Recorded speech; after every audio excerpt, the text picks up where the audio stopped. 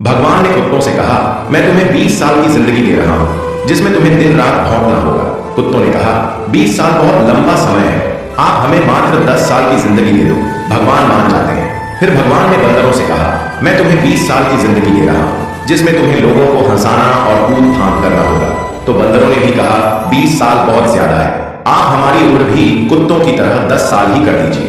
भगवान फिर से मान जाते हैं। फिर भगवान ने गाय से कहा, मैं तुम्हें 60 वर्षों का जीवन देता हूं जिसमें तुम्हें किसानों की मदद करनी है और खेती बाड़ी करनी है। इस पर गाय ने कहा, हे भगवान, 60 साल बहुत अधिक है, कृपया मुझे केवल 20 वर्षों का जीवन प्रदान करें। फिर से भगवान मान जाते हैं। फिर भगवान मनुष्य से कहते हैं, मैं तुम्हें 20 साल का जीवन दे रहा हूं जिसमें तुम्हें हंसना है, खेलना है और खूब मस्ती करनी है। इस पर मनुष्य ने कहा, सिर्फ 20 साल, आप ऐसा कीजिए, मेरे 20 साल के साथ कुत्ते के बचे हुए 10 साल, बंदर के 10 साल और गाय के छोड़े हुए 40 साल भी मुझे दे दीजिए। भगवान मान जाते हैं और कहते हैं, जैसी तुम्हारी मर्जी। हम भगवान के लिए 20 साल बहुत मजे से जीते हैं, उसके बाद के 40 साल कड़ी मेहनत और परिश्रम से जीते हैं।